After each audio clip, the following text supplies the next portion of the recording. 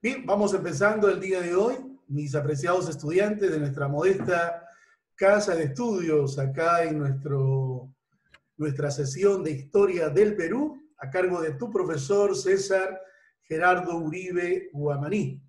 Bien, doy la bienvenida a todos y cada uno de ustedes, mis apreciados estudiantes, del segundo año de secundaria, así es, tanto secciones A y B.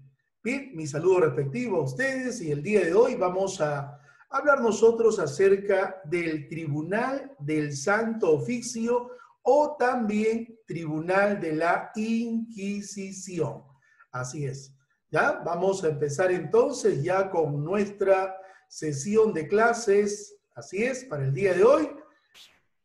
El día de hoy, 17 de agosto del año 2020.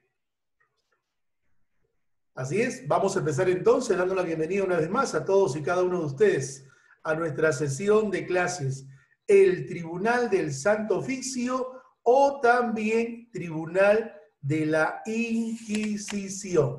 Mis apreciados estudiantes de nuestra modesta casa de estudios, acá en Uribe's School. Vamos a empezar entonces el día de hoy. Empezamos con nuestra clase titulada El Tribunal del Santo Oficio o también Tribunal de la Inquisición. Bien, vamos a dar esta pequeña introducción entonces. ¿Cómo fue la ciudad de los Reyes durante aquellos primeros tiempos de la época colonial?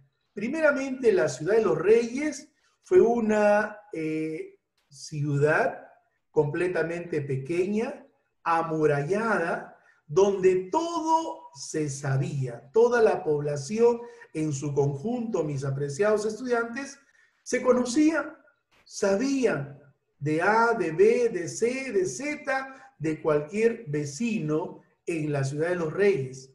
Se respiraba un aire de religiosidad en toda la ciudad de los Reyes. Apenas se tocaba la campana, la gente corría, miren ustedes, a la celebración de la Eucaristía. Todos los domingos se iba a misa. Miren ustedes, todos los domingos las personas se congregaban en forma obligatoria a escuchar la palabra del Señor. Señoritas transitando con el rostro tapado, señoras con el rostro descubierto, con vestidos que rozaban el piso. Miren ustedes, una vivencia completamente muy distinta a la del día de hoy. Para controlar, miren ustedes, el buen control, la ética, las buenas costumbres en nuestra sociedad colonial, pues se instaló por orden de la corona española, se instaló acá en el Perú en 1569-70 un tribunal llamado Tribunal del Santo Oficio para vigilar, para controlar, para monitorear que todo vaya bien. Miren ustedes, que todo vaya bien. Y ese tribunal lo tenemos al frente. Estaba integrado por jueces y fiscales religiosos que se encargaban de administrar ese buen desarrollo de la vida ética, de los buenos principios y sobre todo el respeto a la fe católica en la ciudad de los Reyes. Este tribunal, mis apreciados estudiantes, fue conocido con el nombre de el Tribunal de la Santa Inquisición o simplemente el Tribunal del Santo Oficio. Este fue un tribunal eclesiástico en primera, que buscaba ¿qué cosa? Castigar a todos aquellos que estén actuando en contra de la fe católica en la ciudad de los Reyes.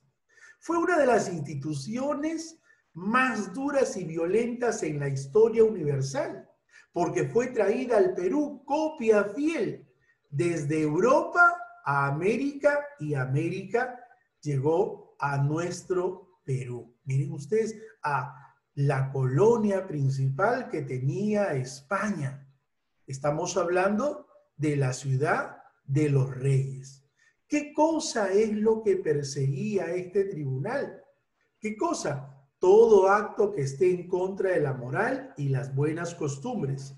La mentira, hechicería, brujería, idolatría y también la lectura de libros prohibidos. Miren ustedes, Lucía Soto me pregunta, Soto Moreno me pregunta, profesor, ¿y a qué le llamaban libros prohibidos? Buena pregunta, Lucía. La misma pregunta lo hace Camila. Miren, ¿a qué se denominaba libros prohibidos? Eran todos aquellos libros que habían sido traídos desde Europa, principalmente Francia, y que hablaban de libertad, igualdad, solidaridad, justicia social. Entonces, eso no se podía pronunciar acá. Esas palabras que me has escuchado hace unos instantes, como libertad, igualdad, solidaridad, justicia social, esas palabras estaban prohibidas. Por esa razón, a todo aquel que lo expresaba, inmediatamente estos eran llevados al tribunal del Santo Oficio. Acá no se salvaba nadie. Acá el objetivo principal era controlar el buen desarrollo de todo el interés de España. Y acá se llevaban a hombres, mujeres, niños, ancianos, jóvenes de toda edad a ser primero disque investigados y luego, una vez terminada la investigación, se daba pues a conocer la sentencia. Una sentencia un 90% injusta a través de los denominados autos de fe. Miren ustedes, este tribunal del Santo Oficio, señores, realizó exageraciones. Por esa razón, vuelvo a repetir, como lo dije en la clase editada, esta fue la leyenda negra de la Iglesia Católica en nuestro querido Perú. Hasta el día de hoy, ¿cómo es posible que una orden religiosa denominada Orden de Santo Domingo, Ya. o simplemente dominicos administren, ¿no?, a toda una sociedad basada en el interés de España? ¿Cuál fue el origen de este tribunal del Santo Oficio en Europa? Dice que fue creada en el año 1209 por el Papa Inocencio III. ¿Para qué? Para que en toda América pues se controle el interés. Acuérdate, Camila, que la religión acá en América y en el Perú fue una implantación. La religión se implantó acá a latigazos, a golpe. Con este tribunal del Santo Oficio se va a convertir a todo aquel indígena, idólatra, panteísta, politeísta, ¿en qué? En ser convertido en cristiano. Primero, bautizado como cristiano y segundo, practicar, ¿qué cosa? La doctrina cristiana a través del catecismo. Miren ustedes, estos monjes dominicos se consideraban perfectos, ahí está en pantalla, se consideraban perfectos. Miren, era una especie de continuadores de los apóstoles, entre comillas, que tenía Jesús. ¿Con la finalidad de qué? De poder resolver los pecados que cometían, entre comillas, los fieles en contra de la fe católica. En nuestro Perú, Lucía Soto, en nuestro Perú, Mateo Cayagua, el Tribunal del Santo Oficio se va a crear, miren ustedes, durante el gobierno del virrey Francisco de Toledo. Estamos hablando de 1569 y empieza a funcionar en 1570. ¿Dónde funcionó este tribunal, mis apreciados estudiantes? En el centro de la ciudad de los Reyes.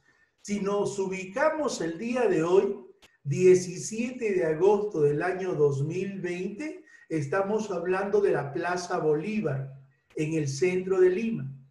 Ahí, frente a la Plaza Bolívar, en la avenida Bancay, cruce con Girón Junín, ahí se instaló este Tribunal del Santo Oficio. Y ahí está su fachada. Una fachada desde aquel entonces hasta el día de hoy. Quienes tuvieron de repente la oportunidad en algún momento de visitar, pues me darán la razón con esta fachada y con esta infraestructura que pues nos dejó este Tribunal del Santo Oficio. Dios permita en adelante que toda esta situación que estamos pasando se acabe. Después de la tormenta vendrán tiempos de bonanza y estoy seguro que vamos a visitar este Tribunal del Santo Oficio, hoy Museo de la Inquisición.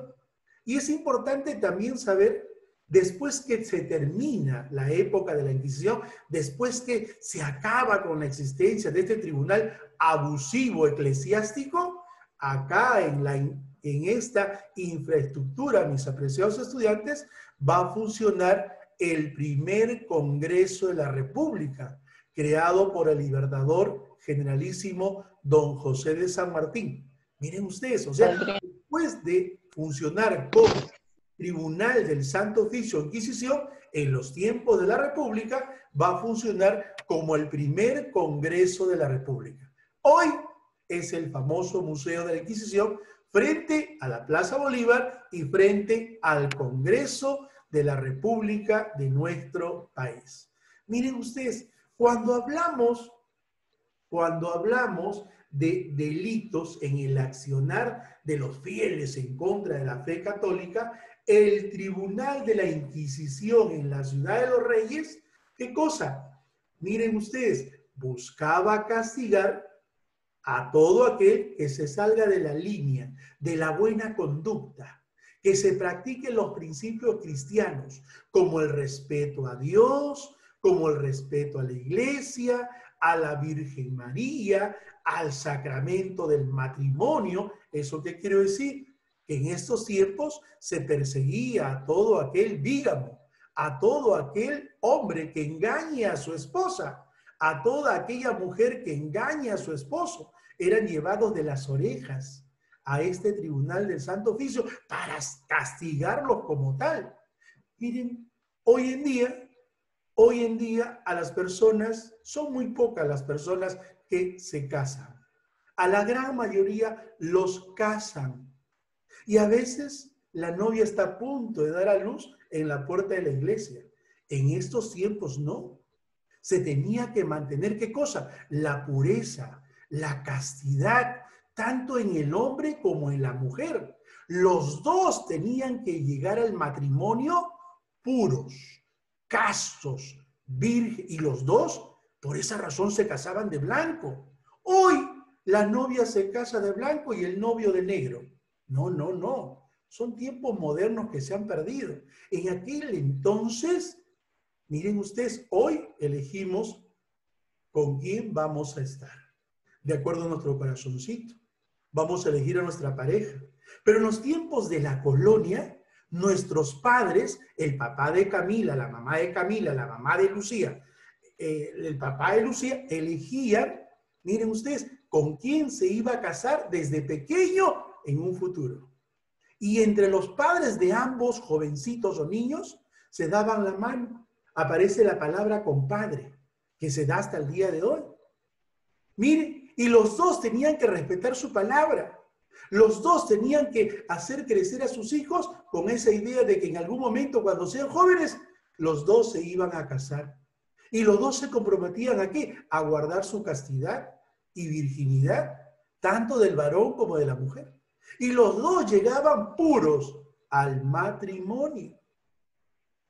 La prueba de ello está también esos existentes que están en el Archivo Nacional, calzones de castidad, donde el papá de la niña pues se aseguraba de la virginidad de estos y les colocaban a ellas esos calzones de castidad con un candado. Y cuando llegaba la hora del matrimonio, después de la Eucaristía, después de haberlos casado en presencia del Señor, el papá de la niña, de la jovencita o novia le decía, acá está tu llave. Miren ustedes, qué interesante. Profesor, no solamente se castigaba, no solamente se sentenciaba, sino que si hablamos de sentencias, hablamos de los 200 latigazos como mínimo que se planteaba, hasta, miren ustedes, ser quemado en la hoguera. Así es, mis apreciados estudiantes. A todo aquel hereje, a toda aquella persona que practicaba costumbres inmorales como hechicería, eso de pasar también huevo, hasta ahora ustedes me van a decir que sí, una niña, un niño se asusta, no puede dormir, entonces lo llevamos a una persona, ¿no? Un curandero, una persona, vamos a llamar así, curiosa, y coge un huevito, ese huevo, la gallina, y le pasa a todo el cuerpo. ¡Pobre que se haga eso! En los tiempos de la colonia, eso estaba en contra del Señor. Hoy en día en la región andina, por ejemplo, las personas, cuando alguien se siente mal, van y lo llevan a jubiar, agarran un cuy y le pasan todo el cuy por todo el cuerpo. ¡Pobre que se haga eso! En los tiempos de la colonia, no, eran castigados. Eso era un acto en contra de la fe. Miren ustedes, cosas así como estas. Por esa razón es importante saber de qué manera y qué función tenía este Tribunal del Santo Oficio. Aquí en pantalla estamos viendo la tipología de los procesos: delitos contra la fe, expresiones malsonantes, miren ustedes, había personas renegadas, los blasfemos, aquellos que hablaban en contra de la fe católica, delitos sexuales, como te decía hace un instante, el bígamo, ¿no? Y delitos también contra el Santo Oficio, las prácticas esas supersticiosas, invocaciones al demonio, hechicería, ¿no? Entre otras. Todo esto castigaba al Tribunal del Santo Oficio. Y para esto, este tribunal se basaba en la realización de tormentos. Y la prueba de ello está cuando uno ingresa al Tribunal del Santo Oficio, pues se va a encontrar con unas distintas cámaras de tormento. Y ahí vamos a encontrar nosotros, ¿no? Vamos a encontrar nosotros, por ejemplo, el cepo. Este era un instrumento que se utilizaba para colocar a todos aquellos que habían intentado fugar de las prisiones del tribunal. Ahí los sentaban y le colocaban grilletes en sus extremidades para que no más intente salir de este lugar. Miren ustedes, la garrucha, como te decía en mi clase editada. Miren, lo colgaban al tipo de las manos, miren ustedes, sobre una viga y lo jalaban hasta que cause dolor. Y siempre al costadito de todos estos tormentos vamos a encontrar ahí a este señor que está ahí de verde, ¿no? Con un chaleco verde. ¿Quién era este señor? Él era el escribano, aquel que escribía después de los dolores o tormentos que se le causaba al investigado, ¿no? Anotaba todo para ser sentenciado. Muchas veces las personas que eran llevadas a este tribunal para ser investigados a través de los tormentos, por el dolor que le ocasionaba, miren todo lo que se le hacía, por ese dolor, ellos decían, sí, soy culpable, sí, he practicado hechicería, sí, estaba manejado bajo el interés de estos monjes dominicos. Uno de ellos fue el potro, por ejemplo, ¿no? Era un tormento que se aplicaba sobre un camastro, sobre una cama de madera, miren ustedes, donde se colocaba al inculpado boca arriba. Y luego un verdugo jalaba la rueda y esas sogas estiraban sus extremidades, tanto piernas y brazos, para que éste pueda confesar a través de los dolores que se le hacían. El tormento del agua, atragantamiento del agua, le golpeaban en la boca del estómago. El tipo abría la boca y le colocaban ahí un embudo y lo atragantaban de agua y esto causaba dolor. Miren ustedes, algo importante que yo voy a retroceder acá, miren ustedes, esto de acá, esto me interesa. ¿Esto qué cosa es?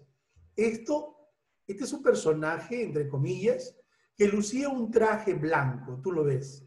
Un traje blanco con un aspa, el cual daba a conocer que este tipo había sido culpable, pero que se estaba arrepintiendo.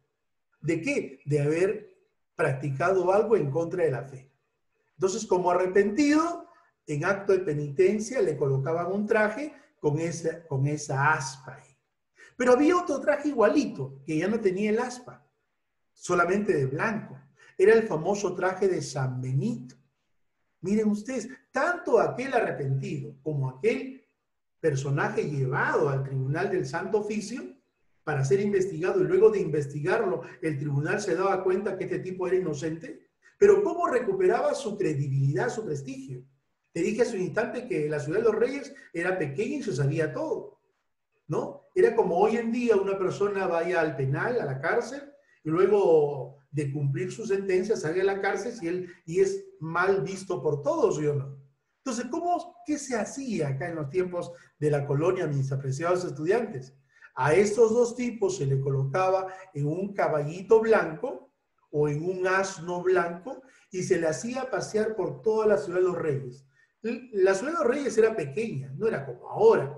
Te dije que habían murallas que prácticamente cerraban a nuestra ciudad capital, ¿no? Y todo el mundo veía pues a un tipo de blanco con el traje de San Benito y lo veía montado en un asno o lo veía montado en un caballito blanco y todo el mundo decía, ah, mira, se ha arrepentido, volvía a recuperar su credibilidad. O también decía, ah, mira, era inocente.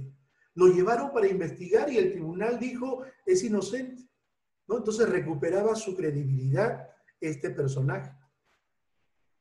Es importante también saber, te dije hace un instante, que los castigos en el Tribunal del Santo Oficio o Inquisición se daban desde los 200 latigazos como mínimo hasta ser quemado vivo en la hoguera. Y la historia del tribunal nos habla de Mateo Salado, un luterano francés a quien la Inquisición lo arrojó en la hoguera durante el primer auto de fe celebrado en la ciudad de los Reyes, 1573. Mira tú, o sea, si el tribunal empieza a funcionar en Lima en 1570, 3 años más tarde, este tribunal sentenciaría a morir quemado vivo en la hoguera a este francés Mateo Salado. A este se le considera como el primer mártir en el Perú, a veces por decir la verdad, a veces por reclamar, a veces por estar en contra del abuso, eran perseguidos y eran llevados, ajusticiados y sentenciados a muerte en este tribunal. Es más, se habla también de un Cristo articulado que movía la cabecita cuando el tribunal pues quería acabar con la vida de una persona en la consulta, si era culpable o era inocente. Y había una pitita en ese Cristo que tú vas a ver al final, que movía la cabeza de esta manera. Ustedes, ¿no? Y eran sentenciados a morir en la hoguera. Otro personaje que fue sentenciado también, condenado a la hoguera, fue Francisco de la Cruz, un fraile dominico. Fue procesado y condenado a la hoguera por la Inquisición por ser considerado un alumbrado. A ver, si yo pregunto, ¿a quiénes se le llamaba alumbrados?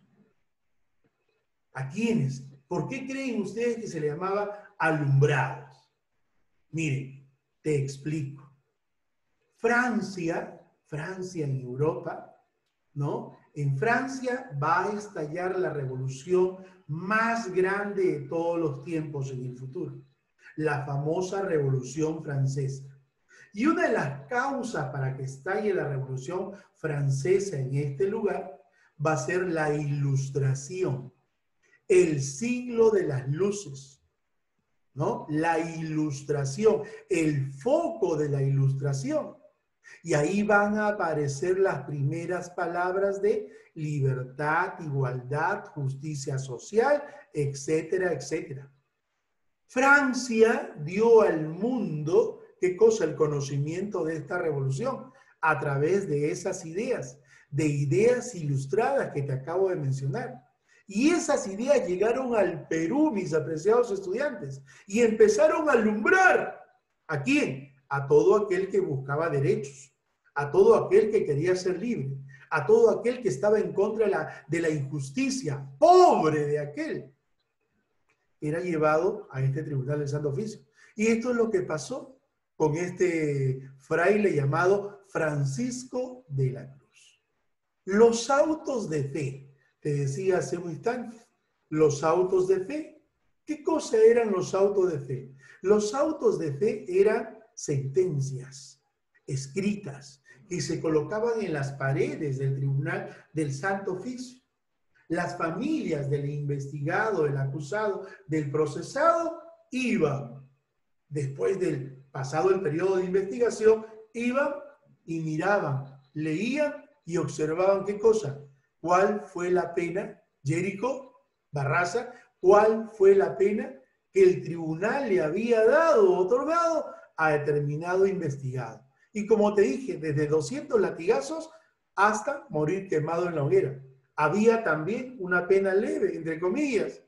No te agredían físicamente, pero sí te quitaban, te confiscaban todos tus bienes y propiedades. O sea, de noche a la mañana, por haber sido señalado como culpable, te quitaban todas tus propiedades y tus bienes.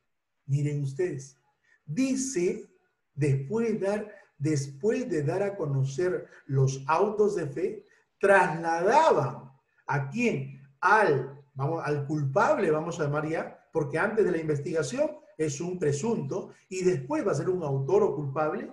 Era llevado este culpable ¿a dónde? A la Plaza Mayor, hoy Plaza Mayor de la Cultura Iberoamericana, Plaza de Armas, al centro de Lima. Y dicen por ahí algunos historiadores, algunas crónicas, me cojo de ellas, ¿no?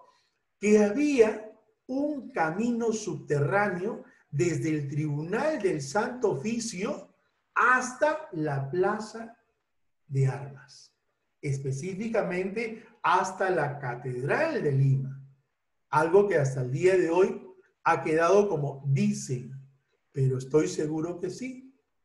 Hasta ahorita se guardan muy celosamente muchos aspectos importantes de este Tribunal del Santo Oficio. Y todo, acá en la Ciudad de los Reyes, todo era religiosidad. Se respiraba un aire de religiosidad. Y tú te vas a dar cuenta cuando vayas al centro de Lima, te vas a ubicar, por ejemplo, en la iglesia de la Merced, que está en Jirón de la Unión. A 3 cuadras están las Nazarenas. A 4 cuadras está San Pedro. A 6 cuadras San Francisco, ¿no? Y así distintas capillas, parroquias, el cual nos da a entender que sí, verdaderamente acá se respiraba pues un aire de completa religiosidad. La pena de muerte era el factor determinante para que se produzca una condena a muerte, mire, en el acusado. Y esto era de temor. Mientras duraba la investigación, mis apreciados estudiantes, mientras duraba la investigación, al tipo lo ubicaban en la parte subterránea de la Inquisición a pan y agua. Podía estar él aproximadamente hasta 15 días. La familia no sabía absolutamente nada del acusado hasta que se coloque ahí los autos de fe como sentencia. Miren ustedes, hoy en día, pues se tienen abogados. Hoy en día todo esto lo maneja ¿quién? Nada más y nada menos que el Poder Judicial.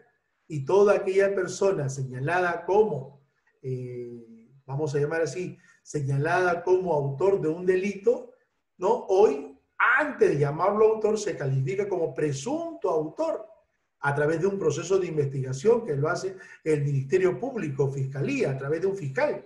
Y todo acusado, miren ustedes, todo investigado o todo culpable, pues tiene derecho a su legítima defensa a través de la contratación de un abogado privado o también un abogado por parte del Estado, a quien se le conoce con el nombre de abogado de oficio. Miren ustedes, pero acá no. Acá el tipo estaba desprotegido, estaba bajo la mirada, bajo la perspectiva de estos monjes llamados, ¿no? Dominicos, o simplemente pertenecientes a la Orden de Santo Domingo. Y acá está, vamos a llamar así, el panorama que yo te decía. Ahí están los inquisidores y ahí vemos a una cruz.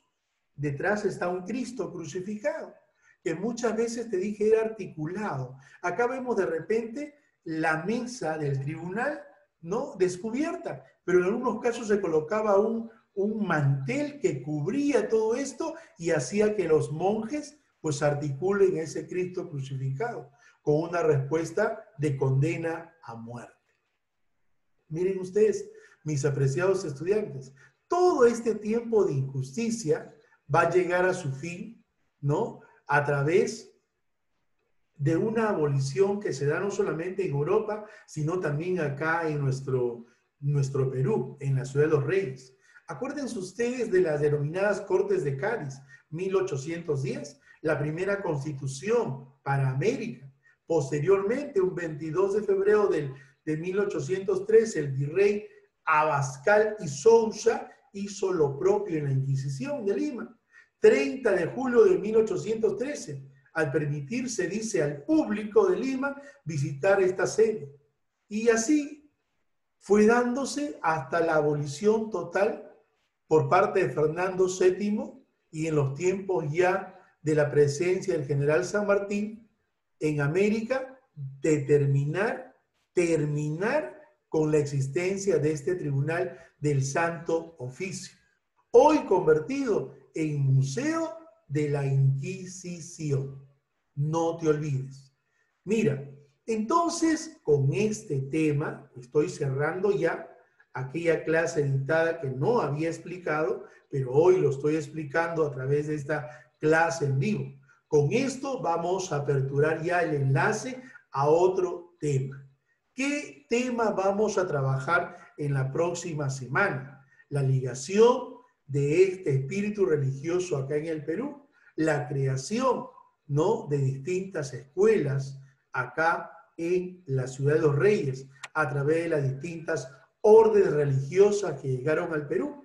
Acuérdate que la primera orden religiosa que llegó al Perú fue la Orden de Santo Domingo. Luego llegan los franciscanos, luego llegan los agustinos, luego llegan los carmelitas, luego llegan los jesuitas y así distintas órdenes religiosas llegadas a nuestro Perú. Bien, entonces mis apreciados estudiantes, hasta acá nuestra clase de esta sesión. El tema cerrado perteneciente al Tribunal del Santo Oficio, ¿correcto? Voy a dejar ya en breve un pequeño cuestionario para que tú lo puedas desarrollar y presentar, ¿no?, en la hora y fecha cierta que el profesor César Uribe va a dar a conocer. Te agradezco por tu atención. Muchas gracias. A repasar siempre la lección. Han tenido un buen desarrollo de los exámenes. Los he calificado todos. Hay notas de 17, 18, 19, pero como también hay alumnos que no han presentado sus exámenes en fecha cierta. Yo felicito a cada uno de ustedes y será hasta la próxima clase, hasta la próxima sesión con tu profesor de siempre, César Uribe. Dale vos. Gracias, mis apreciados estudiantes, a cada uno de ustedes. Y un saludo a las familias de nuestros estudiantes de nuestra modesta casa de estudios, Uribe School. Gracias. Hasta la próxima sesión. Gracias, mis apreciados estudiantes de nuestra modesta Feliz Día del Niño para todos. Uribe School. Feliz Día del Niño. Gracias.